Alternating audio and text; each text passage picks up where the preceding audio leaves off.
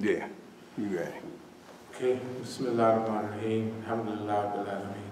Well, it's another Sunday program. This is October the 9th, and we want to talk a little bit about something a little different today. Technically, it's not different. We talk about it all the time. It's about our approach to things, why we do things, and what have you. And it comes off of our program. I talk about focus on success and about how to stay focused on what you're doing. You know, and like they say, in the game, you got to stay focused on the ball, you know what I mean? Or they had this guy, I think it was a hockey player, Gretzky or something like that. Wayne Gretzky. Yeah. Mm-hmm. They used to say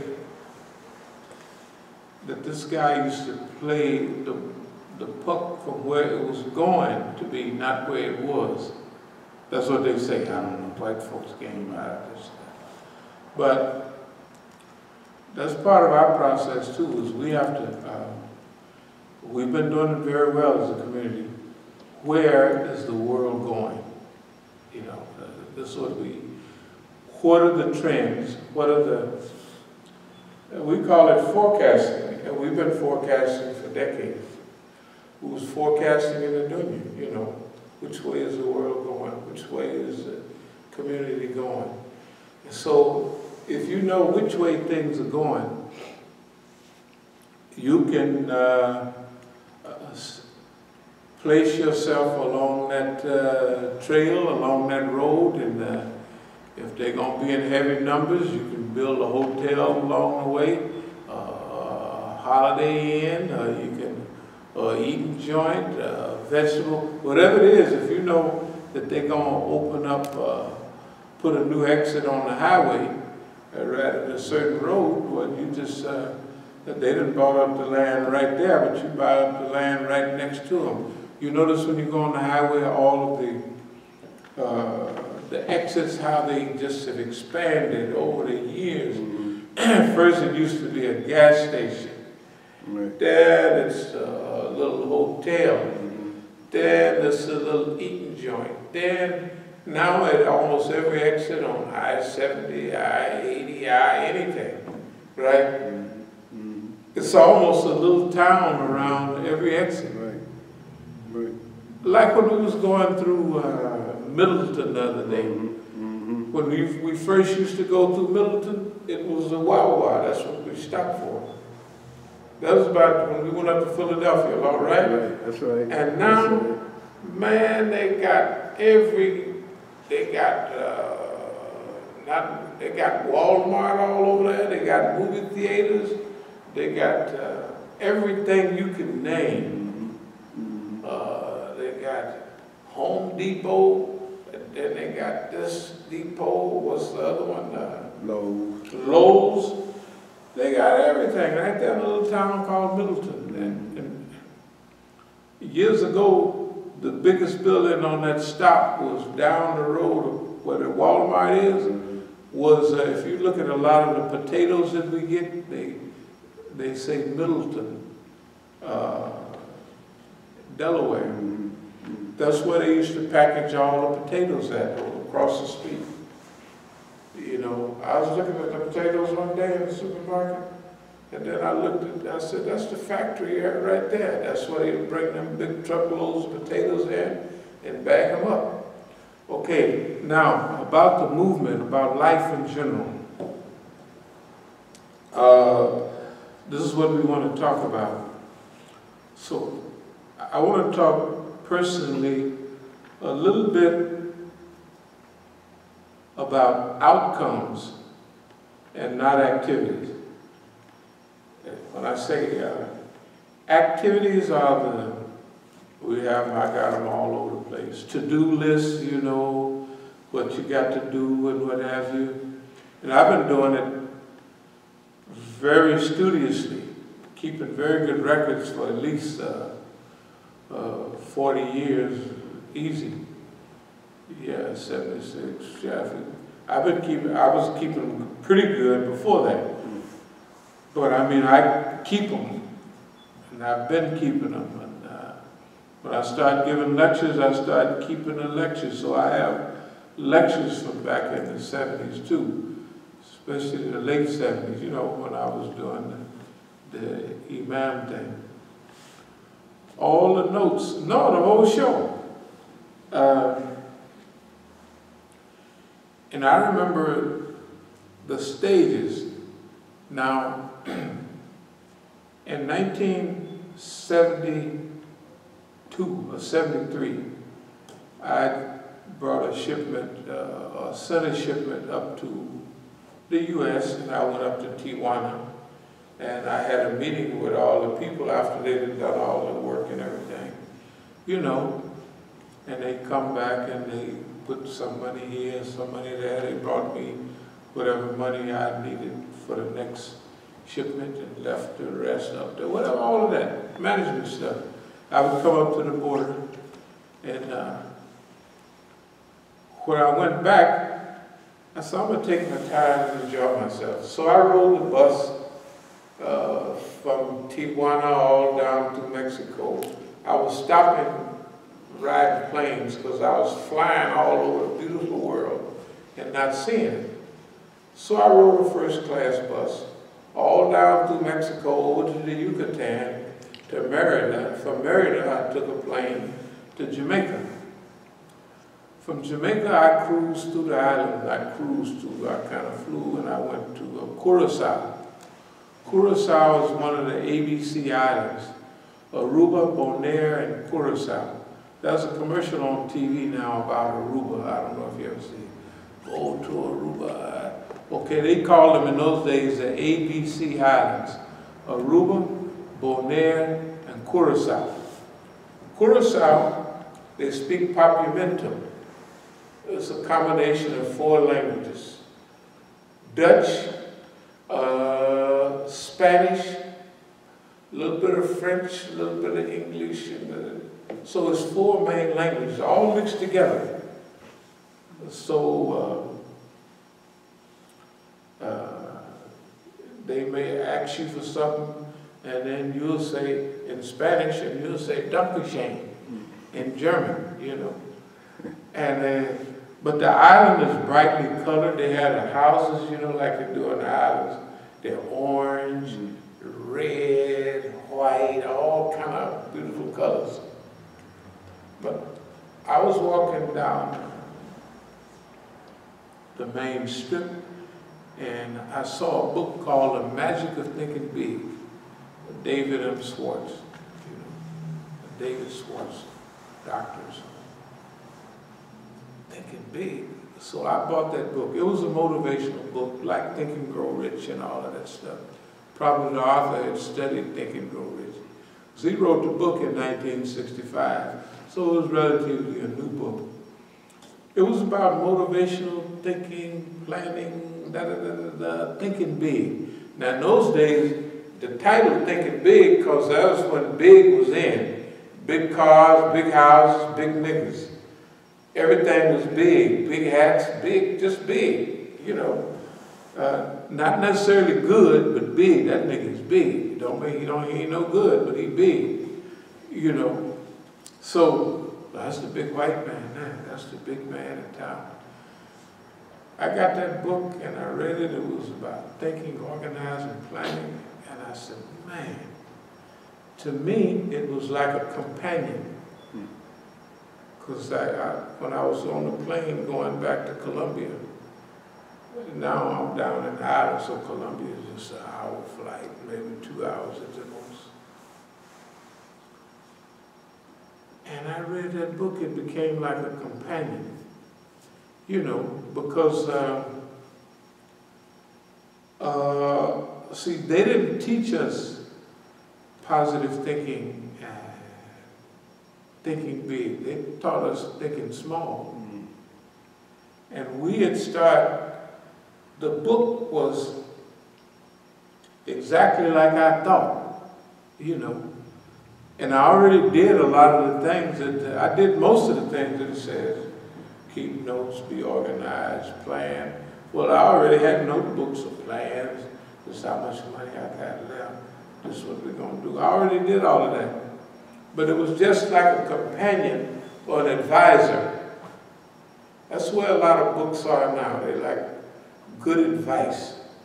A lot of motivational tapes are just like good advice. And I forgot to bring a 8-volume set of cassettes that I put out in 85, 86. It was called Potential Unlimited. It's on planning, organization, and all of that. But it was for young Negroes.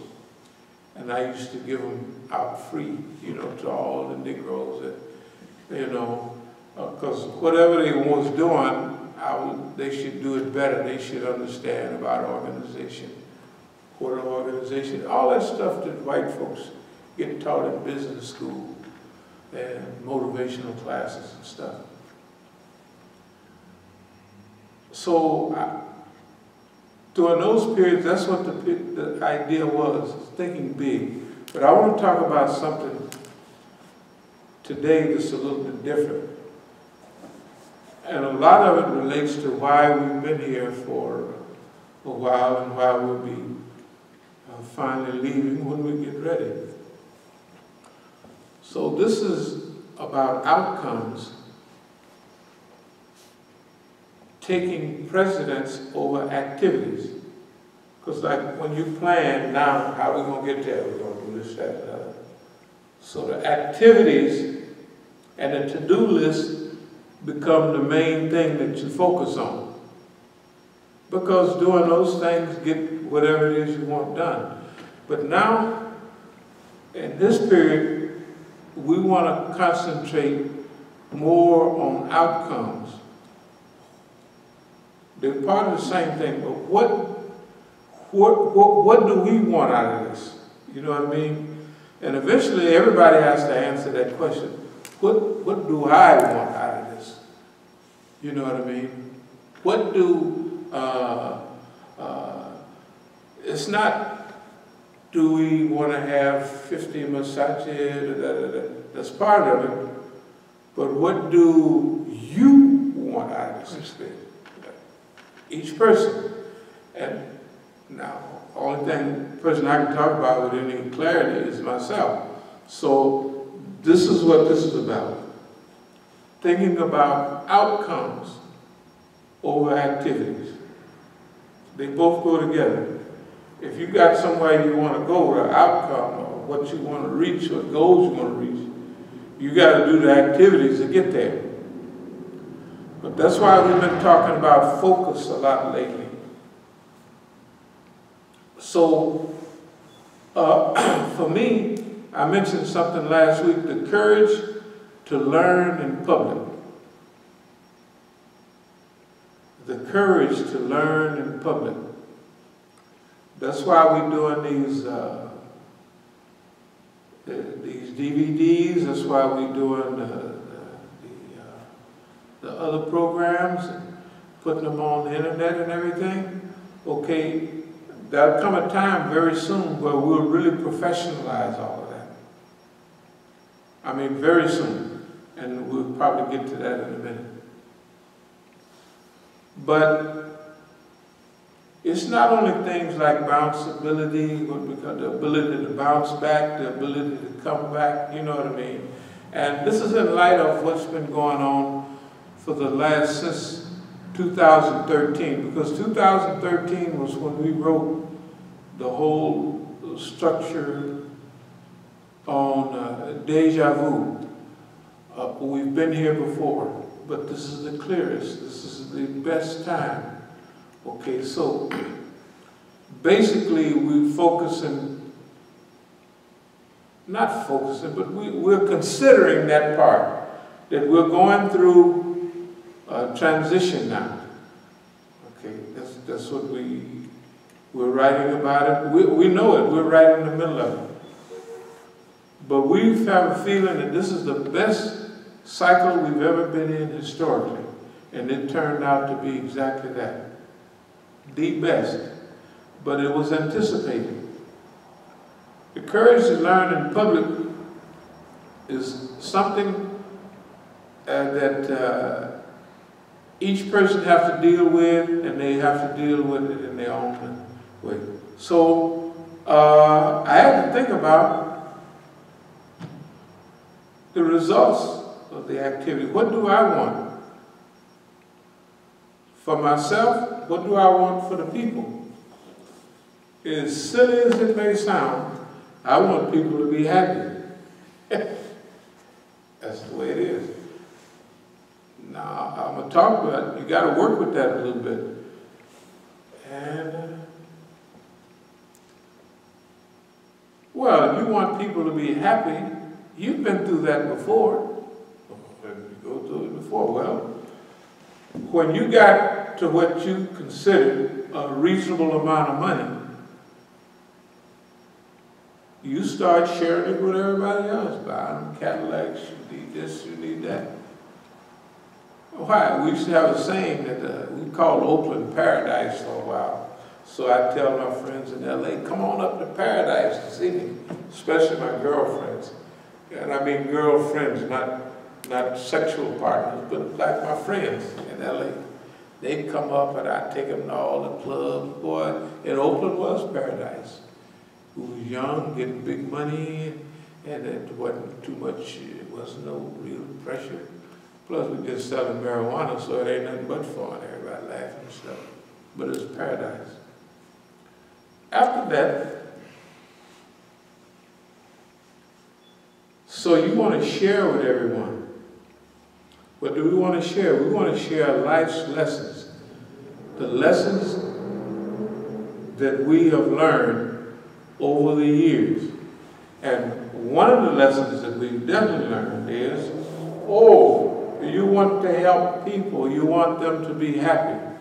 Well, what does the record show?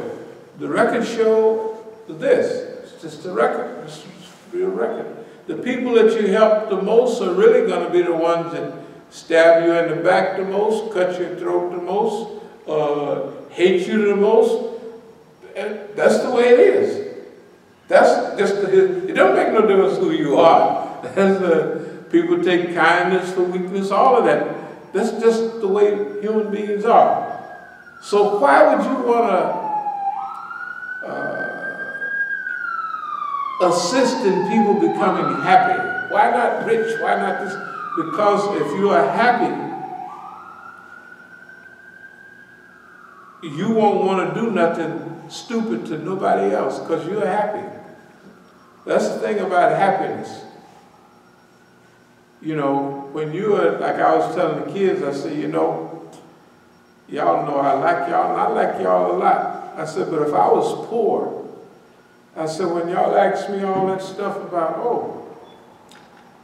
we done just got you a razzle-dazzle computer, and you say, how about I get a new phone? I said, that's one of them 6s or something of them. So why do you need a new phone? I said, I just asked the guy at Sprint. I said, I have a 5. I said, they just sent me a thing to say you can get you need an upgrade. So I asked him, he was right down there at the Magic Johnson Theater, the Sprint store. You said if it works, don't fix it. In other words, for 5, what do you need? That's of course, it's right along with me. I mean, I can't use this stuff. The things do everything. You could but land helicopters and park ships, right? These new phones you can do. I mean, it's ridiculous. Half of the stuff you ain't know it can do. It got stuff I'll never figure out what to do, and I still got to call the kids just to get. Would you push that button for me? They said, Dad, you just, you're like those people on the news. Because the people in their 50s, they just don't get it. I said, hell, I'm 70 years old. I said, I was born in the country. I said, we had mules and horses and white cotton wagons. We didn't have no cars and stuff like people got now in the streets. You know, I noticed that with my father, because I bought him Brougham too. It had tape deck and stuff in it. He never turned that stuff on. He never turned on the FM, you know, you got FM and AM. He never even used that stuff. Why? I remember in the country, hell, we didn't even have a radio because you didn't have electricity. So the white folks had electricity, but black people, we didn't get electricity in one place till 1950. Yeah, I was 5 years old already. So you don't have no radio unless you have batteries, which they didn't hardly use much. Yeah. Plus, when you're older, man, you have a different concept of a phone. Yeah. A phone is to talk and call people. It ain't for all that other stuff they got on the net. That's all. I was, not to change the subject, but them MP3 players with Napoleon Hill and all that, Right to Be Rich and all of that stuff, they're good. I said, I got to get my earphones because when I'm in the car, it won't play the MP3. And so I want to have my little, you know, DVD. I got to get one. Have y'all seen my? I said, why are you doing all that? They said, oh, that's on the phone. So it's been a year. I've been telling them I need that. I got my old DVD player and put it on driving to California. Finally, I hit the button. Boop. I be doggone. And I'm a lover of motivational. See, they got so much stuff on there. Everything that I used to do, you don't need to do that no more. Just push it on the phone. Push the YouTube, and they got the doggone Netflix on there. You know, I said, good God Almighty. I said, what the thing don't do? But that's the thing. Anyway, I'm going to speed up because we'll be off. The thing I had to do personally, I believe if a person is happy, they wouldn't want to hurt nobody else. I really believe that. And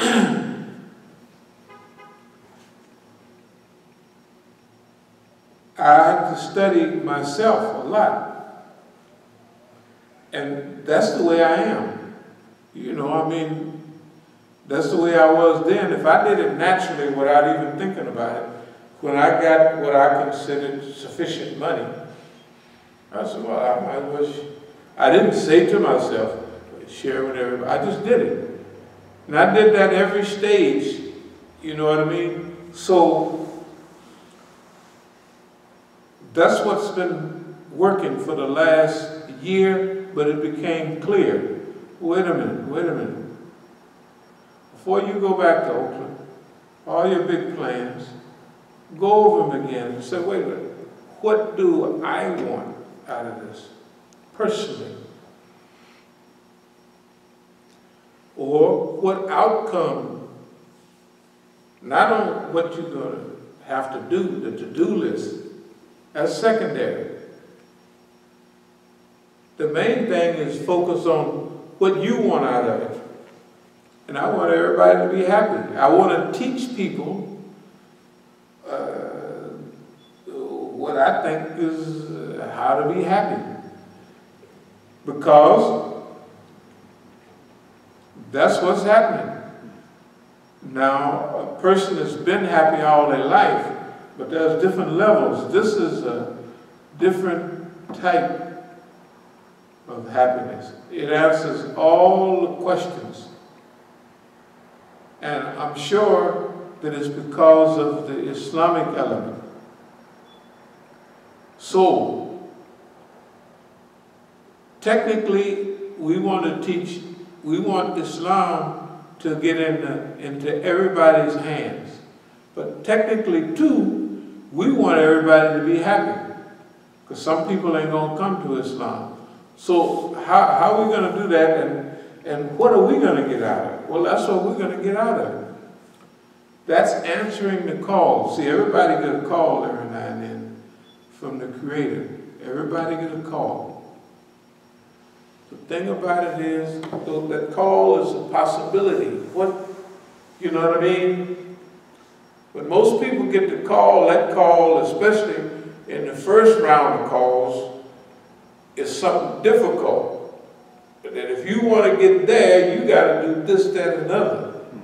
You got to get disciplined. You got to get self-control. You got to learn this. You got to learn that. In order to if you answer the first call, you're going to have to do some mainly hard work. And even the second call. But like any type of training, the more you do it, it becomes habitual.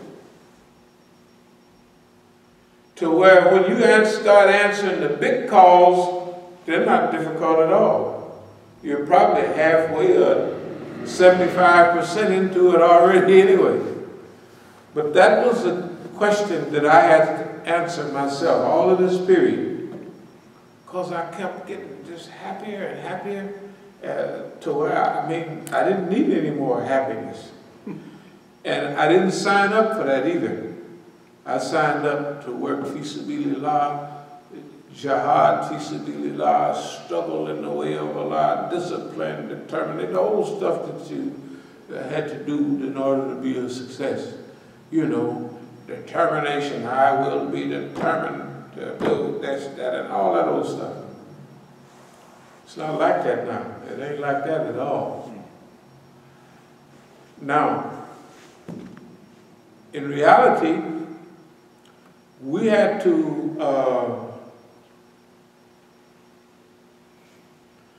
adjust this stuff with these.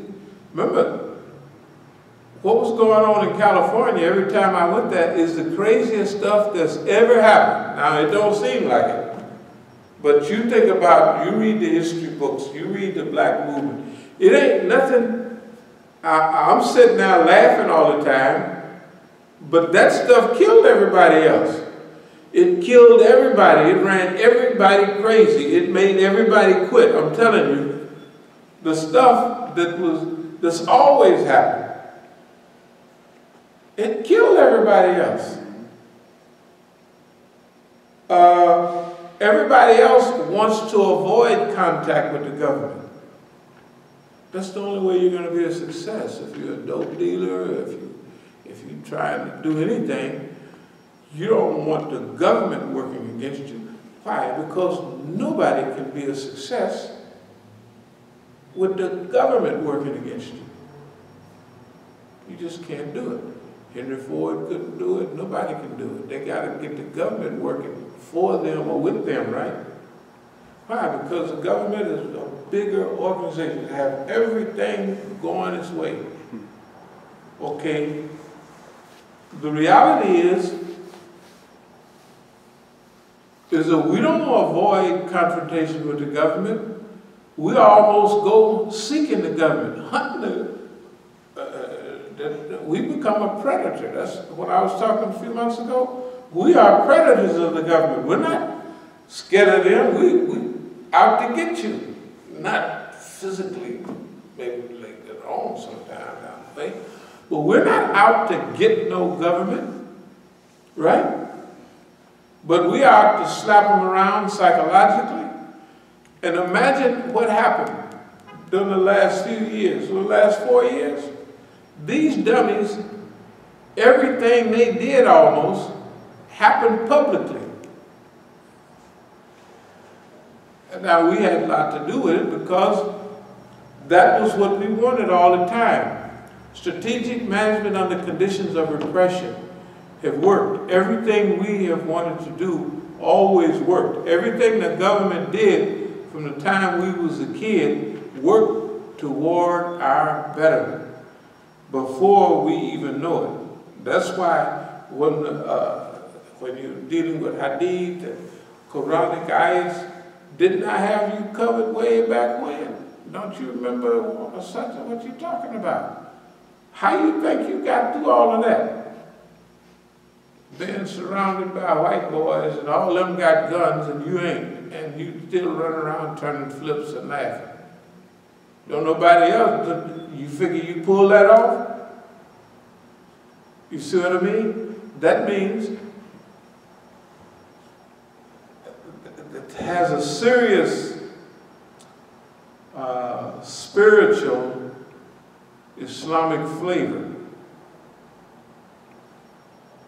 But we have to translate that into something that people understand. Because talking to people, and I talk to friends and relatives now in California, they don't understand it. I tell them, remember I was saying that they would be looking at me when all this stuff is going on. Oh man, they're doing this to the brother. They'd have that dumb look. And I pulled two of my homeboys to the side at the Masjid, and I said, hey man, I said, we wanted this stuff handed out to them, they couldn't understand it. They didn't believe it till later on. I said, no. We went in this. All they can do, because they saw life as, if they did that to me, I would be such and such and such, right? Okay, if fighting the heavyweight champion or swimming across the Potomac River, that ain't too big a swim, anything. If you ain't in no shape, this is all big deal. That's a big deal. Fighting the heavyweight champ, you must be crazy. But suppose you go 2-3 years of training for it. It ain't the same then. And then he got a little older, and you done got better, and you done had all the sparring partners that gave him trouble. You say, wow, it ain't the same. But if you come sitting off the seat and go fight the heavyweight champion, this is pretty bad business. If you challenge the government without the training, you're generally going to die or go crazy. That's what they did to everybody else. If that didn't happen, if 10 times the stuff happened to you that killed everybody else with one of the things happening, and you ain't got a scratch, it's because of that you protected by the great protector. You're supported by the great supporter. So might as well go for it. So what was happening in my mind here recently is, well, so you want to help everybody become happy. Well, why would you want to do that? Because you're the biggest fool in town and you always have been. So might as well go for it, right? You can't make niggas happy. But when it changes to that you're working fi sabilillah, you're not doing it for thanks from Negroes, right? Because a lot of them already gave you more than you needed, more than you wanted already. So you're not doing it because they will cut your throat eventually anyway. You're not doing it because they will or they won't sabotage the work. You're doing it because you believe that if enough of the human family is happy, the problems in the world will be greatly decreased. Because a person that's happy technically wants to see everybody else happy. Or they don't want to hurt. A happy person, you ever seen somebody that's really happy? They ain't sitting up thinking about, I'll fix them niggas. Even the white man, I'm going to get the white man. As mean as the white man has been to me, I'll look at his history and say he's already in bad shape. He's going to get worse treated whole. You know, he'd be in good shape if he let me mistreat him, because I'm going to treat him pretty good compared to everybody else. So he better hope that our same team win and not the other team. So it's like when you have enough money. If you want to share it, that means you're studying not only the world, but you're studying yourself too. You have to study what motivates me, what makes me all right. Remember? Because now we're going to a whole nother stage. This stage, a lot of it will determine about what we want from it, about what we want to do, about our attitude. So we already know the attitude that they're going to come with, the system is going to come with, because it generally cannot change, generally. You know. Out of all the people in history of the Quran, one group, the people of Nineveh, they straightened up for a little while, you know. But the general rule is the negative. No matter what Musa did for Bani Israel, as soon as he left for a little vacation to go get some tablets, they was partying, got gold calves and all kind of stuff. He wasn't gone but a hot minute. Right?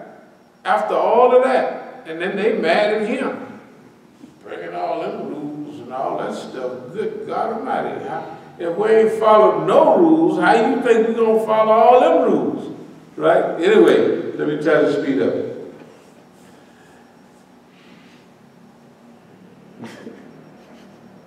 You know, they always talk about the Pareto principle, 80-20, like 80% of the 80% of the work is done by 20% of the people, and 20% of the work is done by 80% of the people. That's in a lot of things, like, you know, 80-20 rule. So 80% of the stuff is from outcomes, you know, like what you want the outcomes to be. The results. If you want the results to be happiness, then how to do it will become 20% of it. I say it this way because when you know exactly where you want to go and what your outcome is, you cut out all the circle running and all of that. And with experience, you know almost how to go directly to the point. With enough experience, without going around in circles, because you know this is the outcome that we're looking for right here. We want the world to be an improved, not a better place, but a good place. Our outcome, our vision, we see the world with polar ice caps and glaciers back up where they're supposed to be. We see Africa full of elephants like it used to be. You know what I mean? So not all the ivory, the elephants land all over the Serengeti and the tusk hanging up in Chinaman's houses, right? And chess pieces and all that. No. We visualize the world like it can be. It's utopia, good place. So, is that possible? Okay, if it's possible in your life as an individual, then it's possible in the community. And if it's possible in the community, it's possible nationally. And if it's possible nationally, it's possible globally. So, we're not going after starvation for little African babies with this. No, we're going out for happiness. Because you can't be happy with your belly puffed out, starving to death, right? You can't be happy with the police, black lives, police shooting at you every other day, right? You can't be happy with drugs floating all, or you can. Because all that's going on, we're happy as we can be. But if we get enough people happy, you see what I mean? Then that happiness will spread throughout our community, our neighborhood. And once they see that it can be done by us, that's why we're the prototype. Prototype for civil rights and everything else. If the Negro can do it, everybody can do it. That's why we're re-Africanization of the Islamic movement in North America. Why? Because the Zionists, the Americans, and the immigrants have taken over the movement that was once indigenous. Indigenous means homegrown, right? Indigenous means local. Indigenous means people that are native to that environment. Or the plant is indigenous, it's native to that environment. Why is it important? It's because the immigrant can't do it, because the immigrant is not focused on the job. It's not mindset. Their mindset is different. Okay? So that's why re-Africanization of the Islamic movement, all of that is one of the things, part of the map to get to where we want to go, to get to happiness. We still have to do all the things, but it'll make it so much easier because we will be eliminating, you know, repetition, doing the same thing over and over again, you know.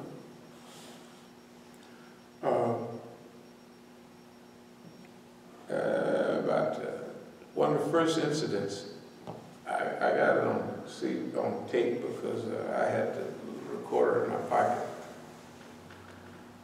It was outside the Masjid. It was at the first program, one of the first programs. It was around November 2013, or it was December the 1st, 2013.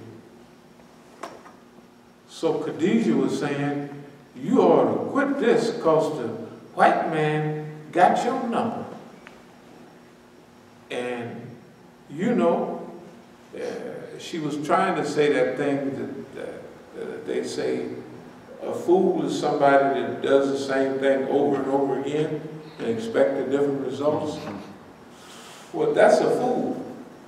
But if you lose a basketball game, you go over your training over and over again till you improve. If you lose a boxing match, you go over and over again until you improve. If you lose, so what? You keep on trying and improving until pretty soon you're the champion of the world. So if you're doing something dumb and expecting a different result, if you're going to snort up all your cocaine and you're a cocaine dealer and you think this time you're going to get rich and you're going to do the same thing, then you're a fool. But if you're trying to do something good and correct and the government is the one preventing you from getting to that goal, remember, success delayed is not success denied. That's what we've been talking about all of this. That not only you delay for your own personal reasons, but Allah will delay you.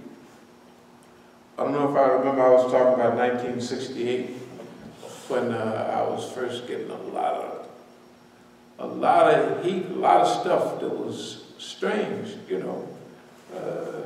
So I kind of cooled down. I retired.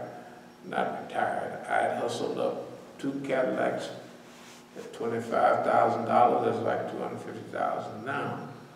And, you know, I was kind of, so I moved not out of East Oakland, but I moved down to another section of East Oakland.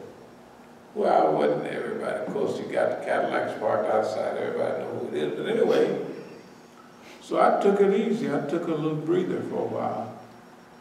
And I didn't spend old money.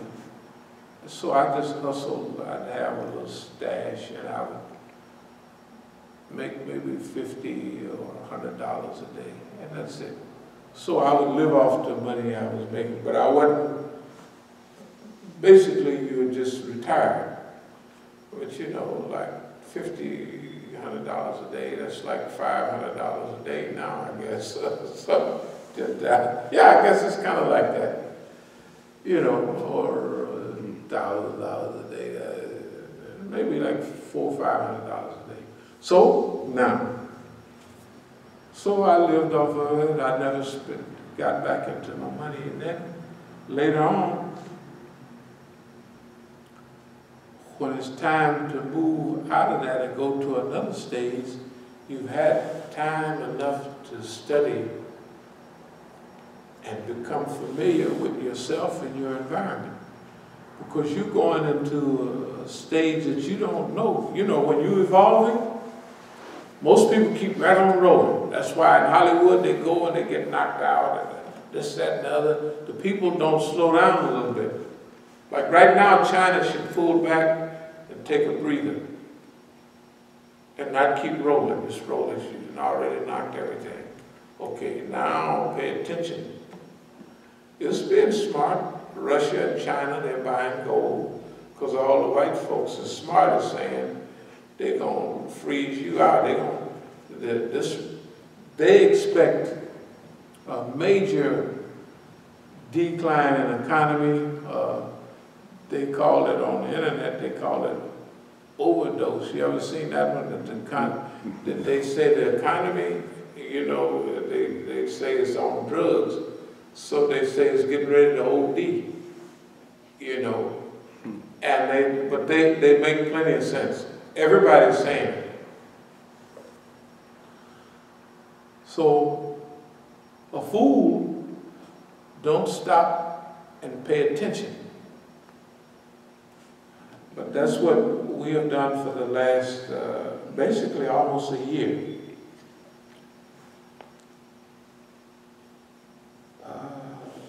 Learning in public is just what we're doing. That's what we're doing right now. We're learning in public. We're teaching what we're learning in real time, right at the minute we're learning it, or relearning it. Most of it is relearning. You may be only picking up, maybe only 3–4% of this is new, and the way we're phrasing it is new. So we're the best world that we can produce. It would be difficult for other people if, because of their lifestyle. Because there are certain things, you're going to get stabbed in the back, you're going to get segregated, you're going to get isolated, you're going to get encircled. All of that is natural. It's not me, it's anybody that want to do good in the West or anywhere else. This is normal. Like you say in the Gulag, what they call it? Archipelago. That was Solzhenitsyn? Right, exactly. Yeah. You're gonna get the same treatment. Okay, now, if you're raised in that treatment, it's not the same as everybody else. One thing I thank the white man for is all the little kiddie jails. I always went to the hole. I always went to isolation. Why? I always made fun of the system, never of the people. You know, and the people was, I don't know whether they was laughing at me or laughing with me, but I was always the one being taken out to the hole. So maybe I just liked attention. But I know the more I challenge the system, the more attention I got from everybody, from the people and from them. Maybe there's something, Allah put certain voids in you, so when you learn how to fulfill that void, that means you done took care of what you're going to need later on. So isolation hurts everybody else. Everybody folding their arms and look at you and holding their nose up, that hurts most people. It has no effect on me at all. A big F y'all, you know, y'all ain't feeding me, you can't control the air, so whatever y'all, you know, I ain't missed y'all. When I was in South America, you wasn't down there. I was down there by myself. You know, it teaches you that lesson, yeah. Yes? The funny thing about it is that when you look at tests in life, Right. and obstacles, Right. no matter how great they may look, it's all temporary. It's all temporary. Ain't none of it permanent. Yeah. So everything that happened, it happened for a reason. And so the other thing is the language of what happens to you. Everybody else would say, oh,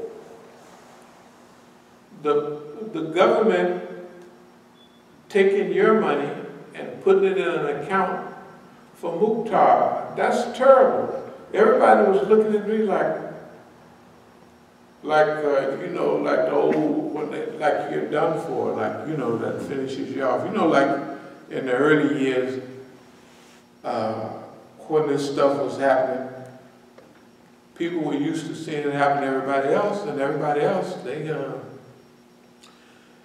got killed, went to the penitentiary, got broke, became a drug addict, a dope fiend, something, all that happened to the people. So when it was happening to me, 5 times as much as everybody else, it was automatic. Everybody was looking at me like, well, what's the date? Poor Big Hank, he's a good guy, but it's all over. A lot of the little slick girls, yeah, you thought you was big. You know, some were almost saying it words, but that was attitude. Well, big boy, you hit it on now. Lording it over my little old man, you be gone, big boy, in a hot minute. This is where they was acting. Where they at now? You know, it's a sorry situation. No, it's even the good people, not that 71 is old, because it's not. But the people, the collaborators, the snitches, the big ones. One of my best friends, he's a snitch in our organization, didn't know.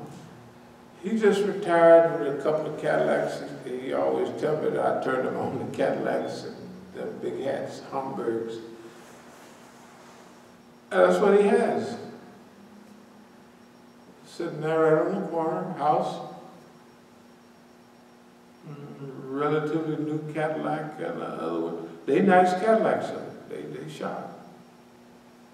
But he don't even drive them hardly. He just sit there in the house and watch TV.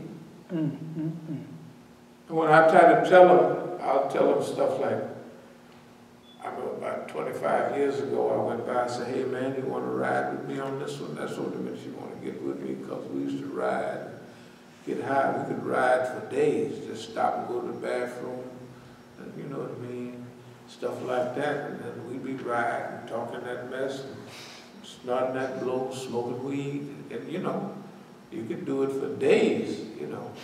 So, you want to ride with me on this?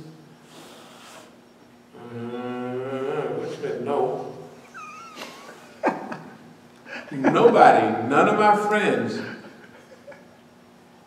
and the big preacher now that's still alive, he came by the Masjid. He was a big dope dealer. He was big. He was almost big as me. And the people tried to get me and him to fight the police. And so they had rumors, spread rumors going around. In fact, his wife committed suicide because of those rumors. So I went by his house early one morning,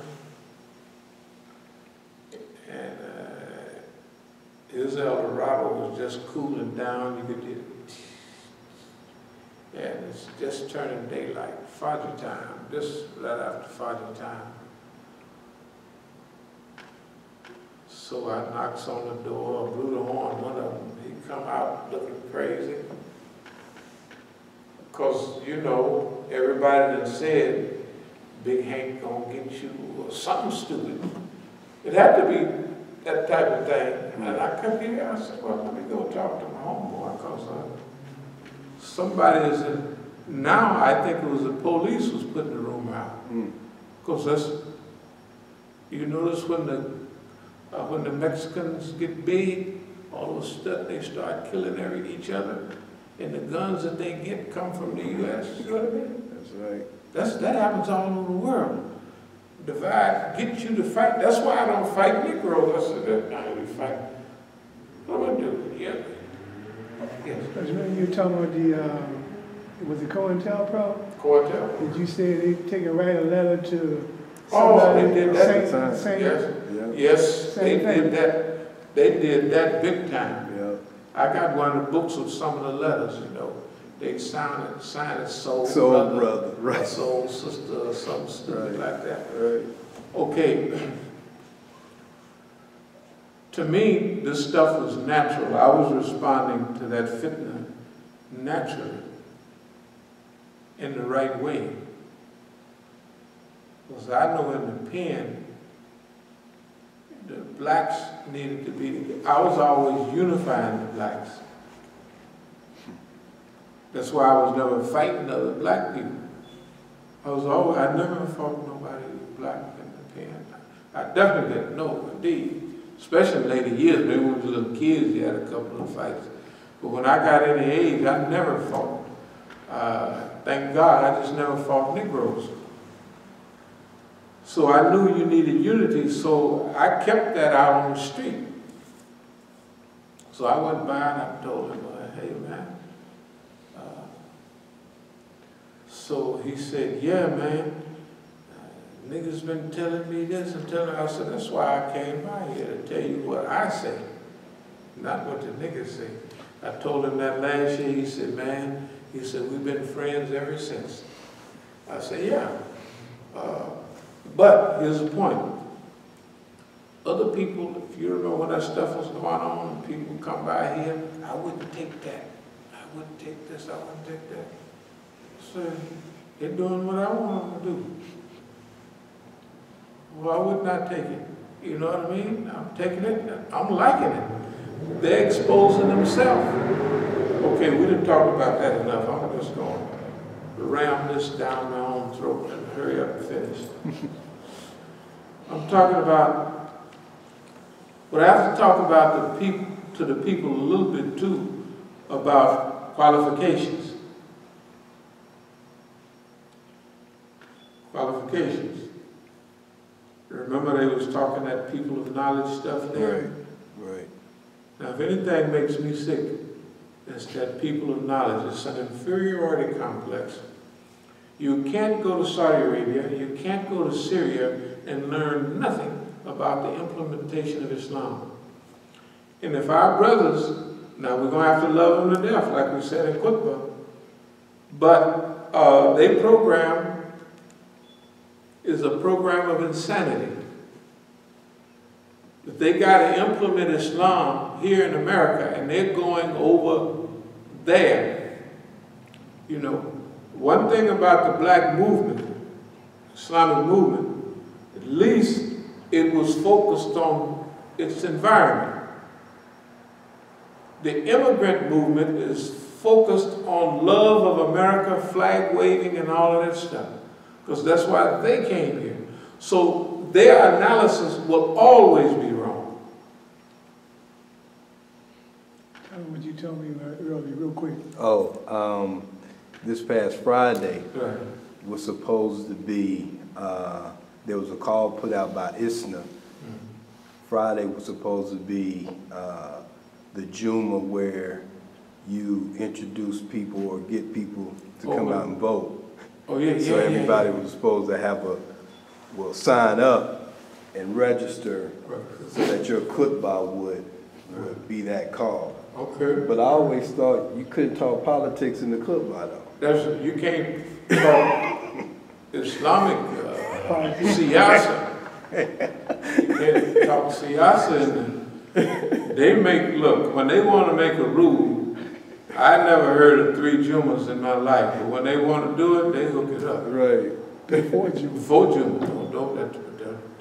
The sun crossing the meridian don't have nothing to do with it. The first would be done before that. The second khutbah be probably the right one. Right. And the next one be right before Dhuhr time. But they do what they want. They can have 16 Eids, they change to what they want. Remember the guys out there, at Adams and Masjid Muhammad and all that. Okay, remember when it was just a small amount of Muslims, they want to have a unity Eid downtown. People will come from all over. You know, they don't need niggas no more now. They ain't even mention no Eid in and around me and you. Remember you told them well over a decade ago, might have been 15 years, when they wanted to do the Eid thing in D.C. and don't consult nobody in D.C. And then after that, they started saying, we're going to do our Eids before we even listen to what you're saying and go up. We'll have our individual Eids. We're not doing that. That's basically what I'm saying. One of the main reasons, remember 92, we had that unity Eid down, one unity Eid down there at, what's that place? State of Armory. State of Armory. Not to change the subject, I'll wrap it up in a minute anyway. So what we're planning, I said, well, somebody should speak directly to the women, because the Hadith said that Prophet Muhammad sallallahu alaihi wasallam took Bilal with him. Bilal would open his garment, they would put their earrings and all that stuff in there, and he would give them a talk. I said, so we should schedule a talk. They look like this is brand new. You got to invent that. You know what I mean? Because see, they're not functional. They don't have no functional. All they know is the way they learned to eat back home. Nobody went. I said, we can do that. That's the Prophet sallallahu alaihi wasallam did it.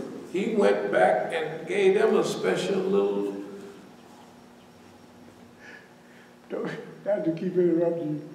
Remember when we were down in Dal Hijra, the 911? Remember we sit at the table? Yes. And they said the brothers should get behind the sisters. Oh, and then you told them, yeah. And then you told them what the deal was. That's how they look. It's like, how be doggone that? That is in the Quran. Well, brothers, I said, well, we got to develop this 911 stuff, little security. We'd be happy to help, you know, we come over and hang around a little bit. They let us know out there at Adams, they didn't want us around at all. And then the next meeting at Darlene, they said, well, we have a solution to it. A lot of the Christian women have decided to come over, they're gonna wear hijab, and they're gonna stand out front, and some of the sisters will stand with them. I said, no. I said, technically, the Quran says that men are the protectors and maintainers of women. And actually, the Quran said that you lag behind with the girl. Kind of scary people. It mentions 3 or 4 places that you lag behind with the girls. I said, because that's their job. I said, in the Islamic, I didn't tell them all this, but in the Islamic struggle, there was a time during some of the great battles later on that some of the women traveled along with the community, and once they had to defend themselves with flag poles, that they did a good job. But generally, the general rule is you don't hide behind the girl's skirt, you know what I mean? You get out and look out for her. They looked at me like, because I used the word to use, Qawam. That means the protector, the manager, you know what I mean, and all of that. And they looked at you like you just made that up. So when I was giving, they said, okay, you can give a little talk. I looked at Al-Abudi and I was looking at the little Imam. Kashif. His eyes was going around in his head. I said, man, I must be really getting down.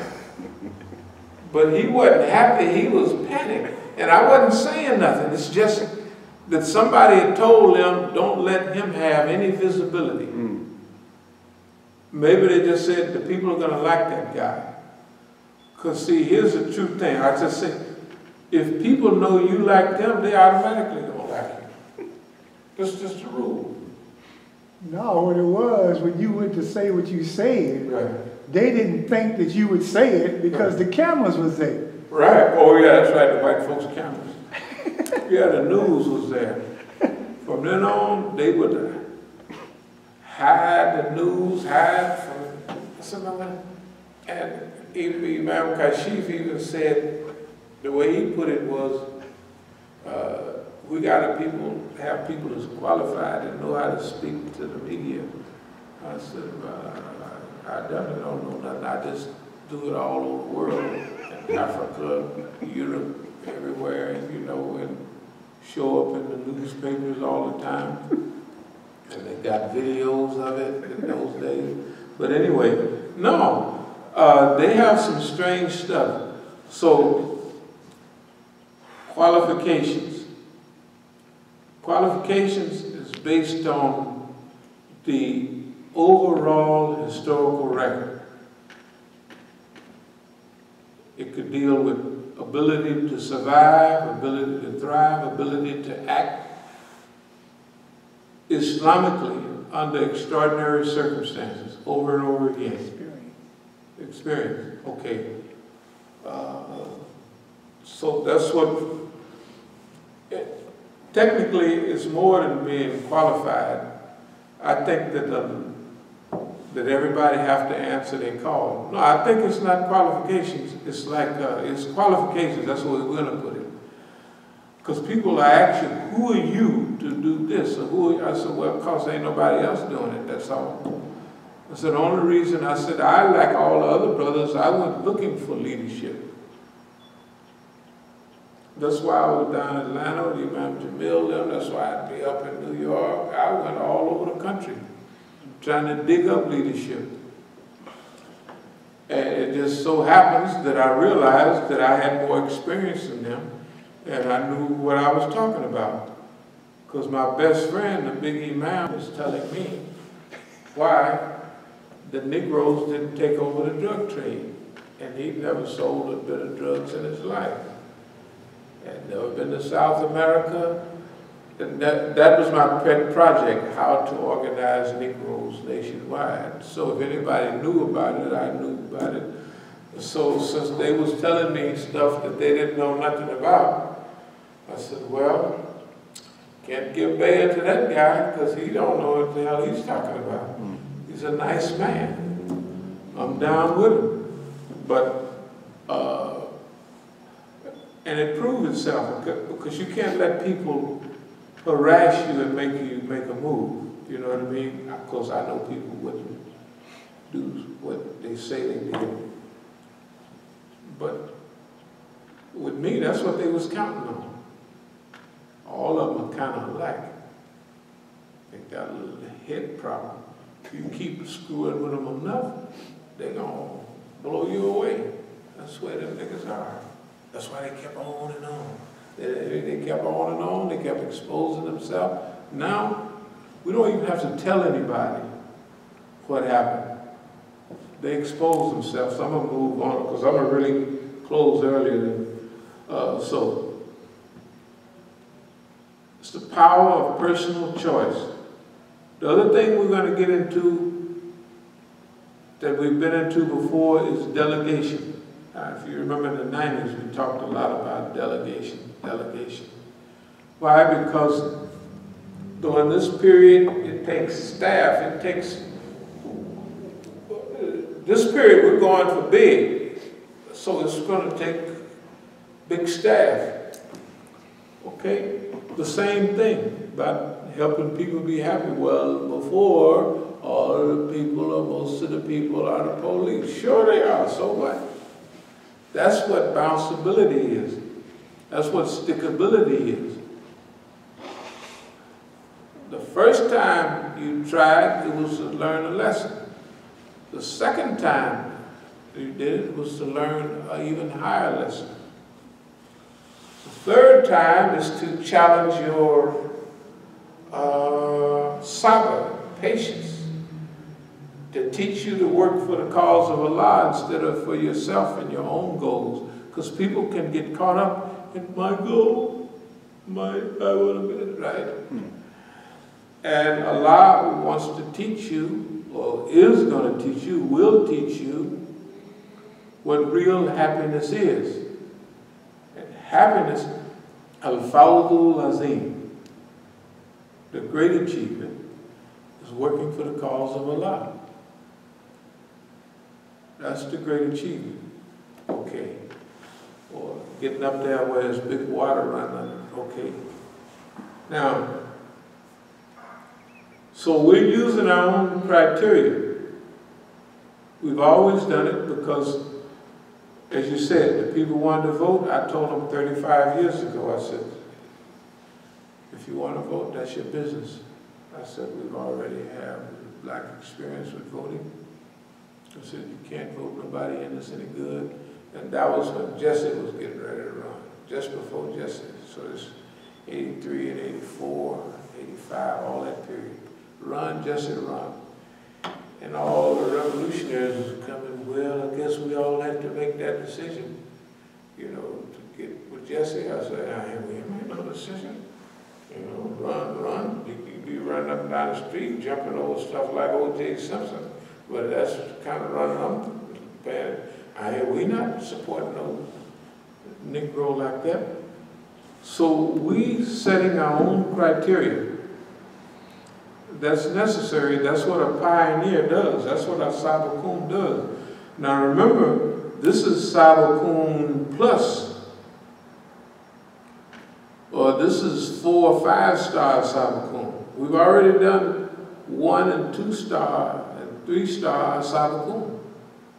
We've already lived up to the vocabulary. Go in the Arabic dictionary and see it. This type of determination, I believe, is unstoppable. Because we're focused on all good, doing good for the right purpose, for the right reason, and we're not swallowing the bait of going after them niggas to teach them a lesson. I believe that's one of the reasons Allah kept me here for almost a year, to make sure it's purged out. You know, because every now and then, you come from a colored background, you can't pretend that there's not at least a little bit of color still left. And that color it taints your vision. I teach them niggas, they messing with Big Hank.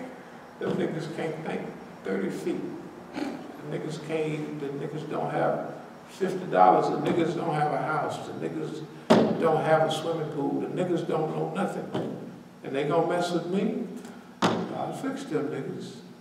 But they won't know what's in them. So you gotta go through that. You have to work through that. Because the shaitan is always, he gonna come back every now and then and say, them little niggas, you know how easy it is to do away with them. You know how they won't even know what hit them. And they won't, because they don't have no experience in this stuff. They know what the white man told them. The white man teach them offense. This is the system, right? All the police are taught offense. You're the big guy, it looks funny, call backup. Right? As much backup as you need, that's what you're going to get. If you need 5 police, we got them. If you need 100, if you need helicopters, you got everything. That's why people work for the system, is because the system to them is a sign of stability. And the system can answer those questions. We don't believe in the system, and we don't need the system, nor do we want the system. So therefore, we have to develop those techniques, stabilizing techniques, longevity techniques. We have to do them ourselves. So therefore,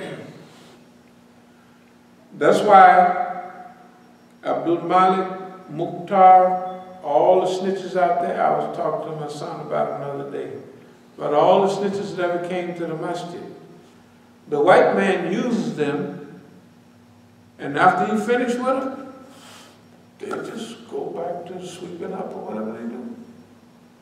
I had to ask Abdul-Malik, hey man, 3 or 4 times, why don't you go on and do a masjid or something? Finally he said, well, hey man, I think I could use, he wanted to get to school for some project. I said, well, no. Then I said, give me a call. I think we'll do it. He refused because he didn't know what to do in that situation. He couldn't think beyond what the white man told him. So they're taught offense. Why do you think every time somebody shoots back at the police with anything equal to theirs? It was just 2 white boys in L.A. Just 2 crackers. They was crying, big tears. The meanest, deadliest, best shooting police department in the United States. Crying big tears, 2 white boys, and the police was crying. They had to get their best snipers to pop, hit one right in the top of the head, right where it was. That was 20 years ago. Oh, okay. Maybe 25 years ago. Remember the white boys who was wrapped up with bulletproof, they was bulletproof everywhere. But they studied them long enough and they saw them wrapped up the top, and you could see the bullet pop hit that white boy right on top of the head. But for the rest of them couple of days, them Peckerwoods was crying, big tears. Oh, you can hear them on the night. Oh, they got rifles. Oh, they had to open up the rifle shop for the police went in and got all the rifles and stuff they wanted.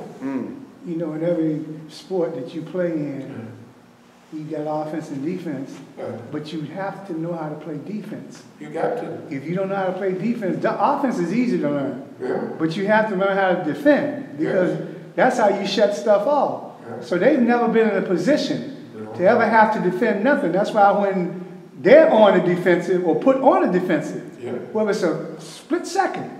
They do just what you said. They get to crying and hollering, and because you ain't never been in that position before. That's why we slapped the police, the whole white man system around. Because they never had to deal with a nigga. I'm just one individual nigga. They got to be paying attention. I can't go to the airport. I can't. Can't be in the newspapers. It can't be everywhere, and they're not paying attention. Right? They got to be paying attention. No doubt. Okay. So who am I? Just one nigga, right? And there's 4 of us sitting there. That's the movement. That's it. That ain't no shoot. The visible movement. That's it. Finished. That's it. Well, why? What the hell has got them turning flips? Because they're not used to nobody coming after them. So they don't know what to do. And everything they do is a laughing stock. It's like Hillary Clinton and the other man, that old Don. They just make a fool out of themselves. Because that's their time. So what we have to do, or what we want to do, is teach people about happiness. Now, as we're teaching this, a few white folks gonna get happy too. Yes, they are. You ought to see the money white folks spend to be happy. Good God Almighty. They'll go to a retreat in Booga Booga land. They'll go anywhere. Hey man, I done seen them all over the world. Why? Pastor, I'm going to Bali because in Bali they have a mystical man. I said, there's a Muslim down there. He just taking y'all money. I can't tell them that, but you know what I mean? They're going to Bali because there's a special mystical healer. You know what I mean, down there. Yeah, the white folks about 20 years ago, they used to have all the shamans, they call them, the Indians. You know, out on the reservation, they'd come over there, dancing around, boy. They was wise men. They just got slick. They getting all that money from the white folks. They got some money back from the ones over here. Right? Because all the white kids going out on the reservation and getting the Indian medicine man, smoking peyote or whatever else they have out there. You know what I mean? They want to be happy more than anybody. Now something's wrong with them because they got everything in the world and they're unhappy. That's why they listen to nigga music in the old days, all that, because they said, them niggas is laughing all the time. And look at the way they, God, dog, how they do that. Here I am, I got everything, And I'm miserable. I'm not going to change the subject, but you know, after count in the joint, when I was at Lum Park Federal Camp, you can ask Diamond and all of them. I had a special class after count, after 4 o'clock count, for the rich white boys. We'd sit around in a circle, not that I was a guru or nothing. You know what I taught the white boys how to do? Time. It's a simple thing. This is interesting, and I'll move to water close. I'll tell you the truth. It started when I was in the barber shop at Lum Park Federal Prison Camp. A white boy walked in to get his hair cut. Most of the niggas at the barber shop, but anyway. So the white boy was talking to the other white boy. Oh, you just come in? Yes, I just got here. And, you know, I've never had handcuffs. I've never been to jail. And all the niggas is just sitting there. This Beckerwood, and he, you know, big banker or something, you know what I mean? And it's true. And all the big white folks, when they want to give them, when they want them to, they call their house and say, oh, Mr. Hagenberger, we have a charge here on you for junk bonds, that you've misused $17 million and such and such. So would you come down and sign in and sign out? They actually do that. They go down to the federal building. Yeah, Mr. Hagenberger, and what kind of charge is this? Well, I'll have my attorney, Mr. Middleberger and Smittleberger and Sons. They'll be right down here to put this stuff straight. And they go back, and when they get convicted, the white man drives himself to camp, to the penitentiary. And sometimes the wives might drive him in a big mobile home, and the wives are waiting down the block for a couple of days. They could just, after count, they could walk back and give their wife a big hug and stuff like that, because it's just a camp. So the white boy was saying, yes, I've never had handcuffs on. So now all the niggas and all the poor white boys, you know, Aryan Brotherhood, all of them, which in those days they was like niggas, you know, but they was white, that's all. So they were there. They had picked up nigga habits. They said, we hate niggas. But they be on the iron. I'm a hog on the iron. That's nigga talk from 10 years, 20 years before. But they was niggas, they just didn't know it. I couldn't go tell them, I know you Ku Klux Klan, but technically your language, your culture, y'all just a bunch of white niggas. So anyway, I realized, you know, that the white man, I did 2 things in camp. You can ask your brothers. I had all the professional white folks. Like we have a Tuesday program here. All the professional white folks came Tuesday night and they gave a lecture. If they were bankers, they came and they taught us about trust.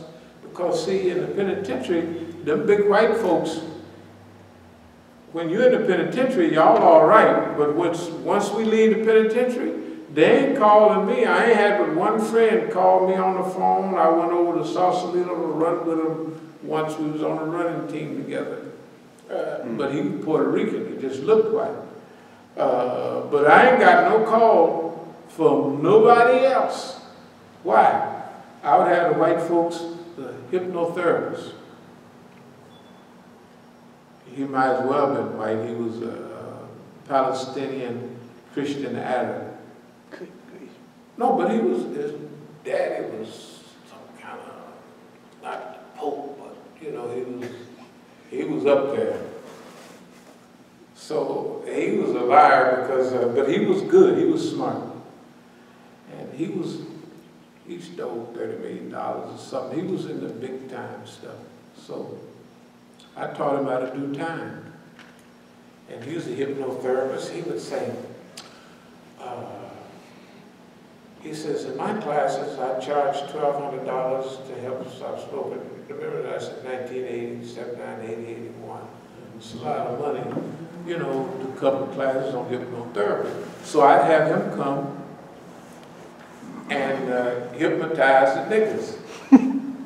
So, or anybody that want to come, you know, our classes was like that. We at camp, we are exposed with the sharpest white folks in the country. You're not going to get around them anymore. The other niggas wasn't paying no attention.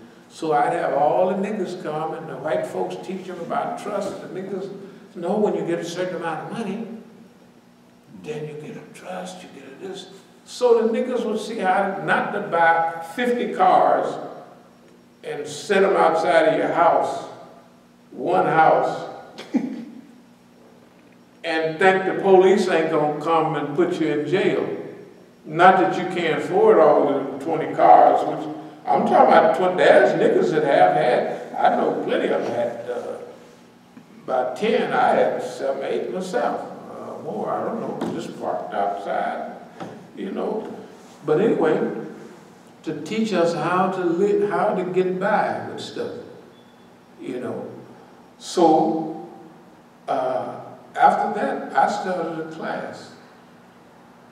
All the rich white boys, they would come to my class and I would teach them how to do time. It was one simple thing. I said, it's the way you think about it. I said, you're wondering, how can all of these niggas, they've been in the penitentiary, and you got, for your bank robbery, you got $2 million on paper, and they went in the bank and they got $2,000 and they got 20 years, and you got 2 years, the ones you got a lot of time. You got 2 years and you're gonna do, you know, 1 few months.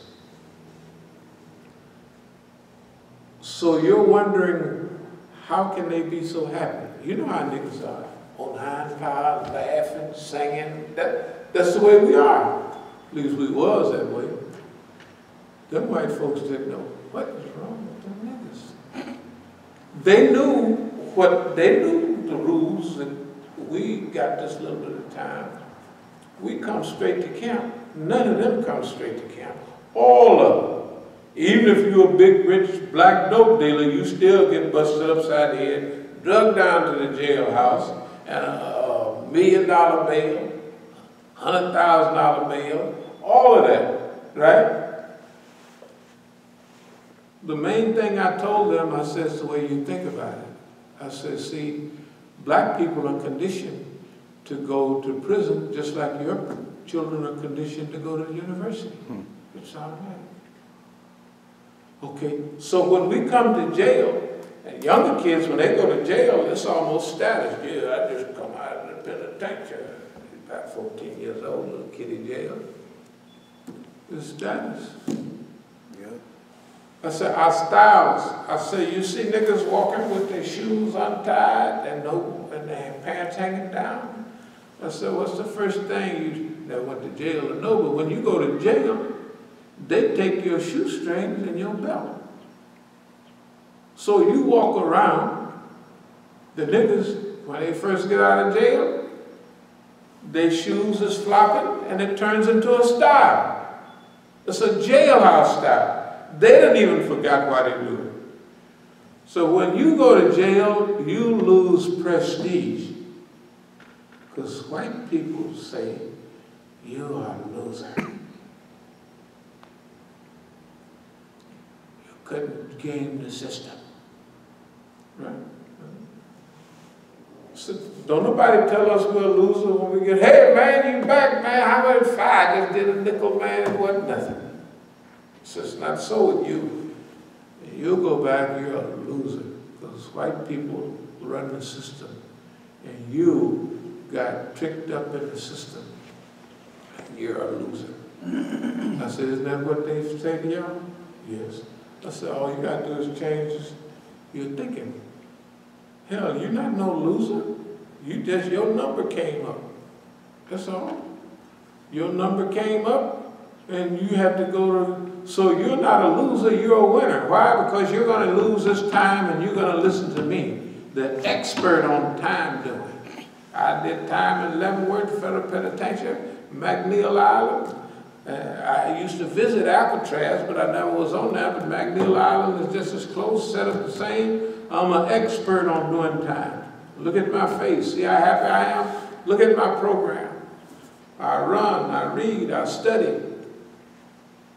This is not no penitentiary for me. This is a rest and recuperation. By the time they get a nigga in jail, he half crazy, and he need a breather, right? You done got so many cases, you need a breather. It's a gift from Allah in terms of survival skills. Yeah. Because of the experience of going through so many things and being, it's just a gift Allah give you. You're going to survive. I don't care what level you're on, you're going to make it. They cut off the job, you find another one. Whatever it is, it's survival. They don't have to deal with that. Everything is built for them. That's right. That's what we had to teach them. They were happy. They would sit cross-legged. You thought I was a guru if I had grown a long beard, a white beard or something. You didn't thought I was Guru Nanak or somebody. But anyway, I'm telling you, we made use of the penitentiary time. And we introduced our brothers, Diamond Jim and all of them. They went to they came to them programs. I had to tell them why we having the programs. And the white folks would come and teach motivational classes. And the hypnotherapy, that was one of my best friends. I learned how to hypnotize just watching him. And I asked him, I sit way in the back, and I just observe it. I said, well, why I ain't get hypnotized? I said, Diamond over there wasn't hypnotized. He said, because you didn't want to be hypnotized. I said, what about so-and-so? I said, that boy was nodding at you. As soon as you started talking, he said he wanted to be hypnotized.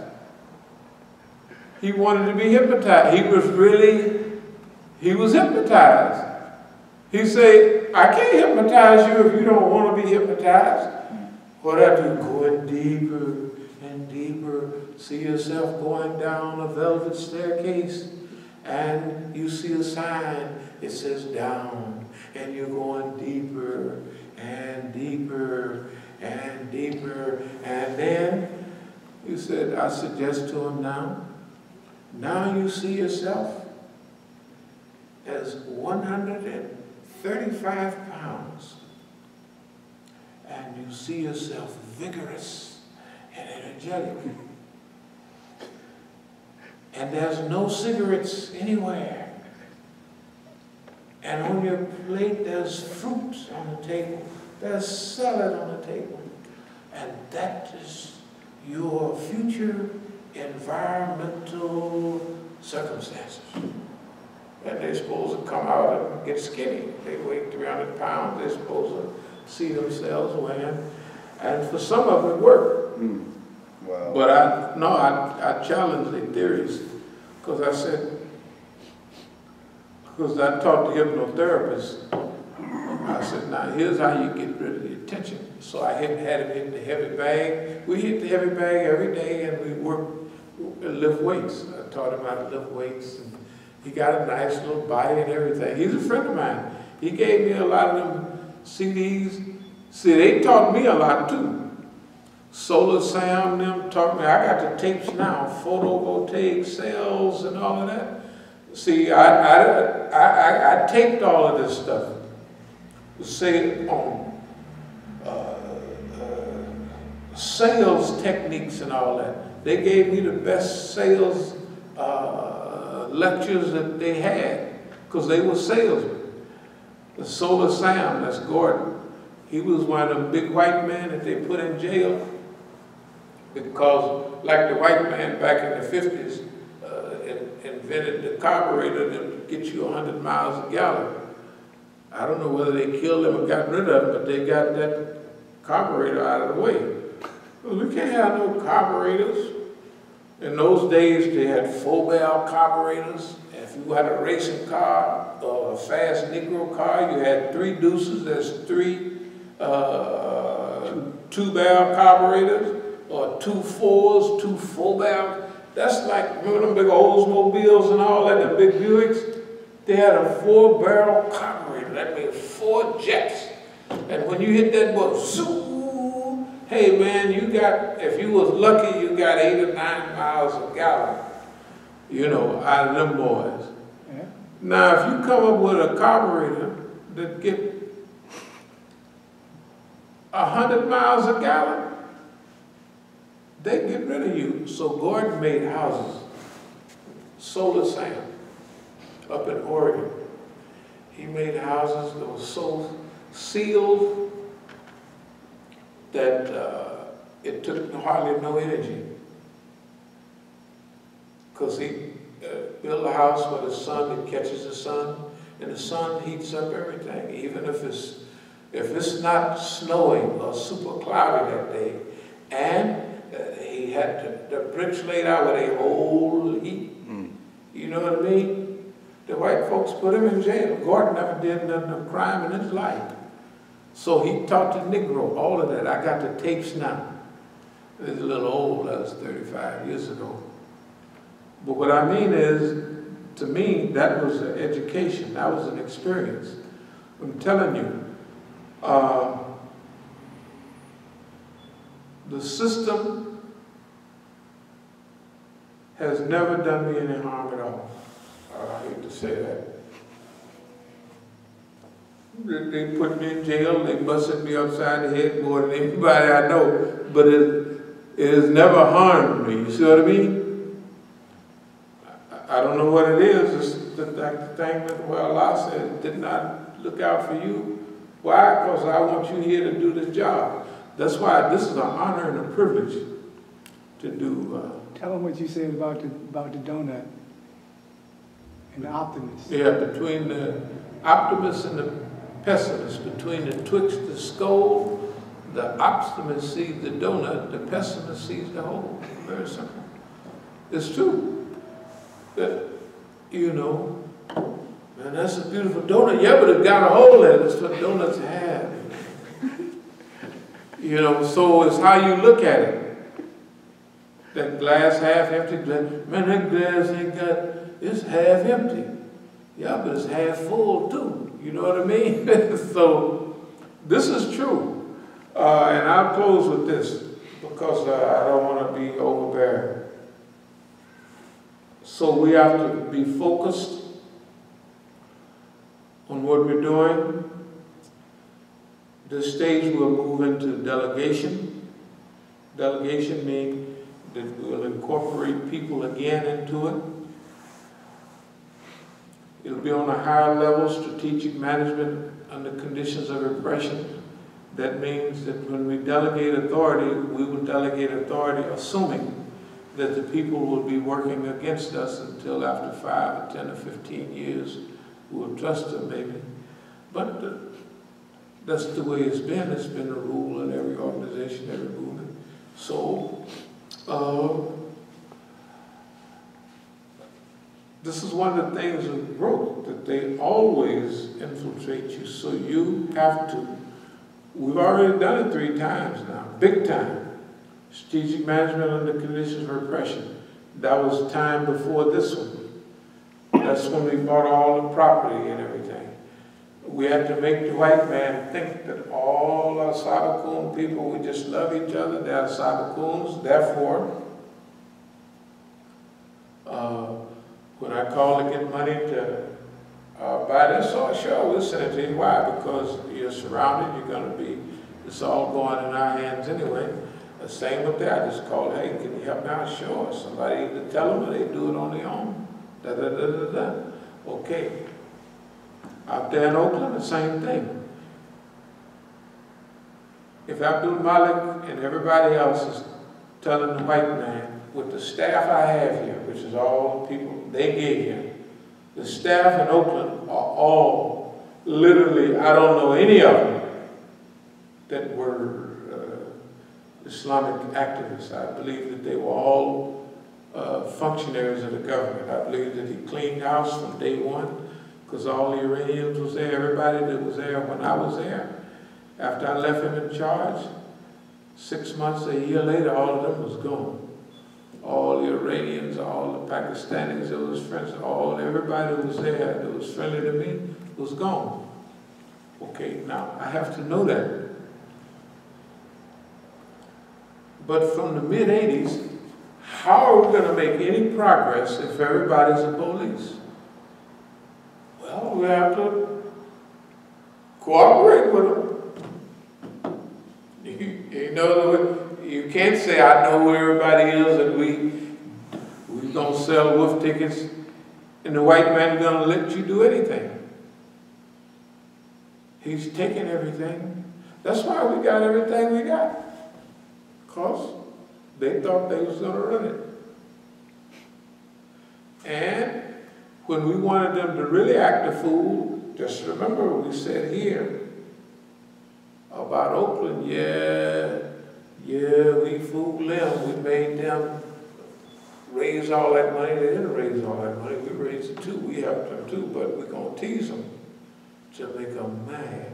They got mad.